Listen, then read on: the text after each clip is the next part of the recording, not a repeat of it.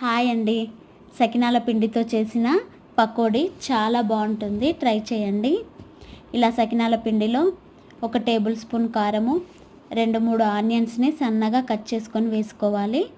Already పిండిలో salt ఉంటుంది కాబట్టి అవసరం లేదు, లేదంటే టేస్ట్ చూసుకొని సాల్ట్ కొద్దిగా వేసుకొని బాగా కలుపుకోవాలి.